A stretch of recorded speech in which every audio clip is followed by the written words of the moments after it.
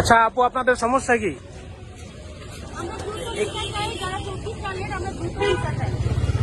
আপনাদের visa problem হচ্ছে? আমরা চাই 24 সালের সিরিয়াল অনুযায়ী সকল ভিসা নিষ্পত্তি করা হোক। 24 সালের না দিয়ে 25 সালের কেন দেওয়া হলো? এটা 24 সালের ভিসাগুলো সিরিয়াল অনুযায়ী দিলে তাদের মধ্যে পেয়ে যেতাম। আচ্ছা ঠিক আছে।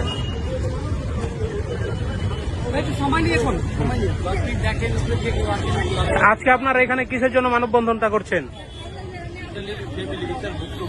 হ্যাঁ, দীর্ঘদিন যাবৎ আমরা প্রায় গত বছর 23 সেপ্টেম্বর 2024 সালে আমাদের ফাইল জমা করছি, কিন্তু নিয়ম অনুযায়ী 180 দিনের ভিতরে বা 3 মাসের ভিতরে মানে ভিসা দেওয়ার কথা, কিন্তু দূতাবাস নিয়ম অমান্য করে 2025 সালে যারা লিগালাইজেশন তারা দিচ্ছে, ওনাদের ভিসাও দিয়ে দিচ্ছে, কিন্তু আমাদের লিগালাইজেশন করা ফাইল বা অন্যান্য আমরা তারা 1.5 বছর ধরে ওয়েট করতেছি বা 1 বছর ধরে ওয়েট করতেছি, আমাদের ভিসা নিয়ম অনুযায়ী এখনো দিচ্ছে না।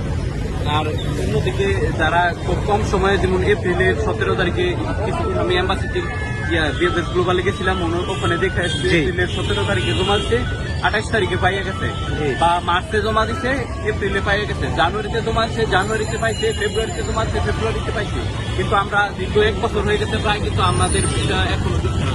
আমাদের সব কাগজপত্র ঠিক আছে, কোনো কাগজে কোনো ত্রুটি নাই, বা কাগজ কোনো ত্রুটি থাকলে আমরা কাগজ দিতে পারি, আমাদের সকল ডকুমেন্ট অরিজিনাল, কোনো মানে ফেক ডকুমেন্ট না, বা ডকুমেন্টে কোনো সমস্যাও না, এই কারণে আমরা তারা। আচ্ছা এই হলো। জি বলেন।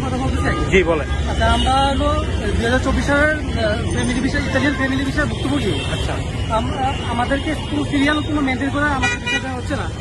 আমরা সে লিগালাইজেশন করে, ট্রান্সলেট করে, প্রত্যেকটা পেপার ইন্ডিভিজুয়াল লিগালাইজেশন করছি, দিয়ে তারপরে ফাইনালি সাবমিট করছি 2024 সালে।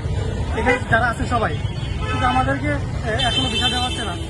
অপরদিকে দেখা যাচ্ছে যে 2025 সালে যারা জমা দিচ্ছে তারা